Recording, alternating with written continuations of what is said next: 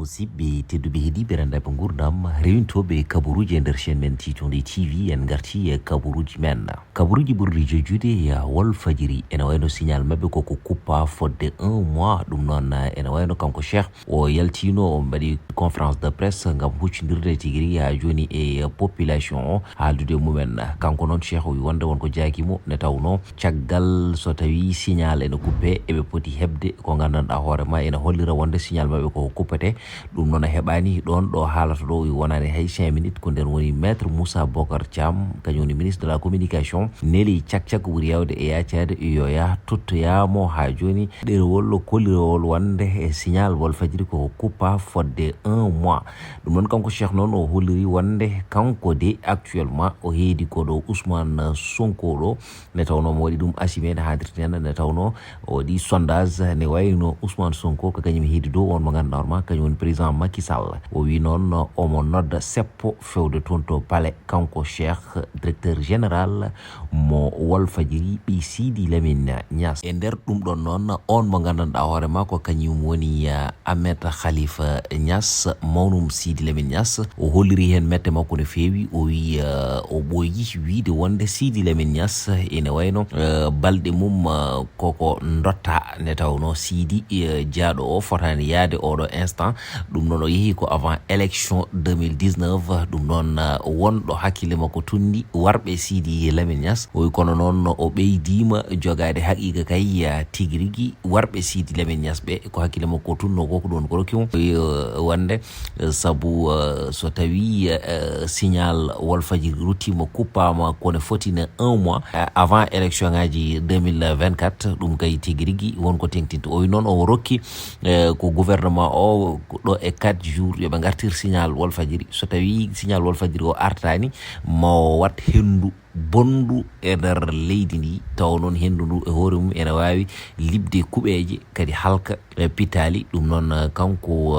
Ahmed Khalifa Niass ko noon woni no wiiri Cheikh Sarr ko animateur gonnoɗo toon to Sen TV Zik FM ene wayno caggal no waɗi e nder D-Media fodde duuɓi sappo kanko Cheikh Sarr ene wayno o windi lettre démission makko fewde tigui rigui e PDG mo D-Media woni Bougane Gueye Dadi ngam tigui rigui ha joni kanko Cheikh o waɗi démissionné toon to gandanɗa hoorema woni chaine TV walla mbiyen D-Media tawi en garti on mo gandanɗa hoorema ko kañum woni gardiɗo Pastef woni Ousmane Sonko ene wayno noon ɗiɗo sahaji haalaluji kewɗi ummotoɓe tigui rigui ha joni ko kañumen goni ɗo banggue laamu to wiide wonde Ousmane Sonko nana toon to galle mum ene wayno noon barriére uji mbaɗanoɗi ɗon e bedda mum o fewde ha joni galle mum ittama ha laaɓi cer Ousmane Sonko ene wawi yaltude yaaha e nder beddaji ɗi ne weliri ɗum ni kono noon wa Pastef ɓe mbaɗi communiqué ɓe mbi wonde ɗum de wodani ko haalaluji janɗo e saret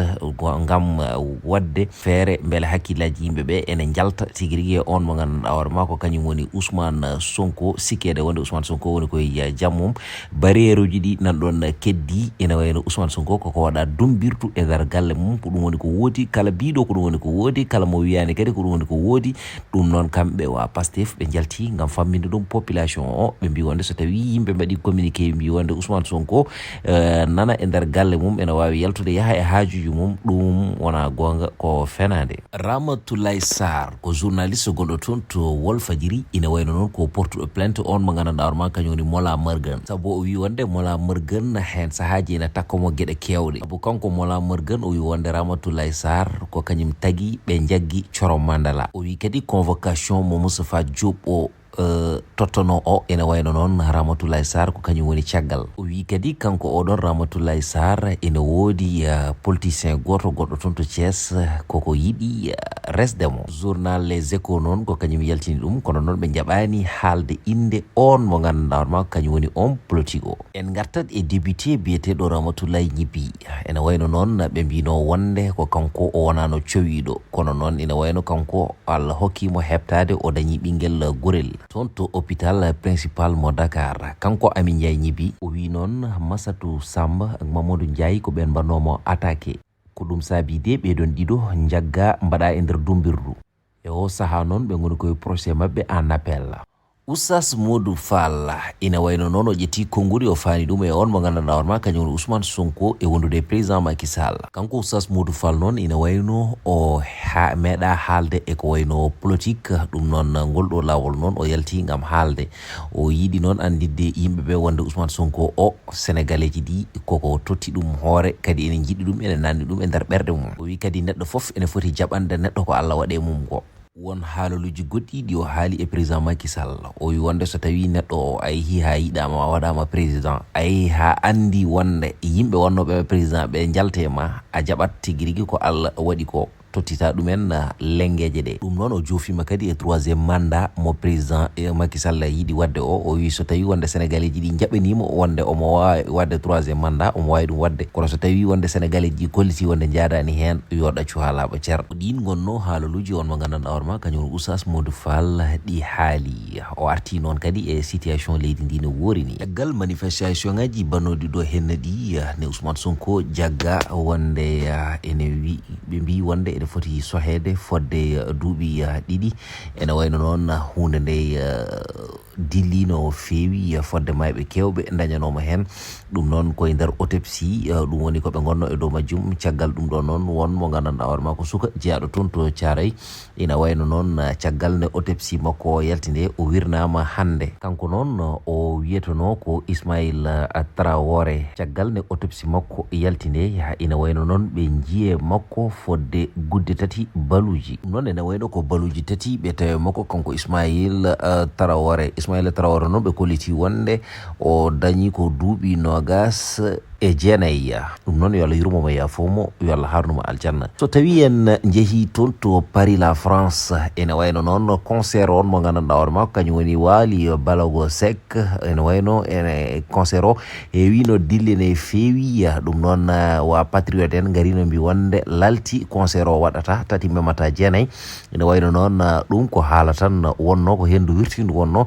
Concert o ina wayno waɗi te kadi yimɓeɓe ngari ha heewi del salo hayto tuɗɗa a dañata. Ɗum noon kanko Wally Seck caggal nde concert o yahata ha heddi morceau goto ene gasa nde, kanko Wally o wi wonde ko dow chaine makko ko toon woni haalirde makko. Ɗum noon o wi wonde petit con uji ɗi ko mbaɗata ko ɓe gandanɗa hoorema pinani pamani kadi hay hunde pirtani. O wi ɓe nde dillinanimo woto ɓe nannumo e nder ɗiɗon haaluji, so wona ɗum so ɓe nannimo e nder ɗiɗon haaluji joni haalaluji ɗi gasa ha laaɓa ceer. Yoɓe mbanmo boycotté kanko toppitade ɓe, o yiyani ɓe, o yi tan ko faramare yenɓe. Ɗum noon haadi ko gollal makko ko ɗum woni ko waɗi poursuivre kala ko jeeyaka e gollal makko, haaju makko ala hen, yoɓe gaccumo tout tranquille. Sen jeehi toon to Madina Gounass ko udditgol galle Daha Media mo Madina Gounass e gardugol Abou Ndiaye. Ina wayno noon médiaji kewɗi udditiɗo, kono hono ngol ɗo udditgol ko gulet nde tawno gendiyankoɓe e jayndiyankoɓe leñol ngol fof kawri toon rendinde ɗumen wona hunde wemde. Ɗum noon ene wayno oɗon atu dañi ɗum ko Madina Gounass naaɓe. Ɗum noon sikki ala kamɓe fof ɓe ndendi toon jewte pattam lamije mbaɗaji toon, taw noon ko pindinoje, kindinoje, hirjinoje, jertinoje rendo. ɗum woni ko waɗa toon e dow ballal noon on mo gandanɗa hoorema ko kañum woni Abdoulaye Walle walla mbiyan Abdoulaye Madina Gounass. Ko kanko de saabi ha oɗo galle wawi ha joni dañede. Kono noon kadi ɓe mbi wonde ɓe dutta jettor on mo gandanɗa hoorema kañum woni Abou Ndiaye. Ne tawno so tawi gueɗe ɗe laatima ina wayno noon ko kanko rewɗa ɗon ne hadirtani hen. Ɗum noon enen kala en mbi yo Allah wat hen wune kadi fandare yiɗade hen de guena waɗa ɗum laato. Banda men tedduɓe musidɓam horsiɓe ko ɗum wonno ko aranno en ɗo e kabaruji ha gongol konngol wonta gongol e lawol gongol eɗen ñaago mbajiri e bawɗum no wasata waɗa ɗum bongol ne tawno haalde ha jofno koye jaɓanoyde jeeya tigui on jarama.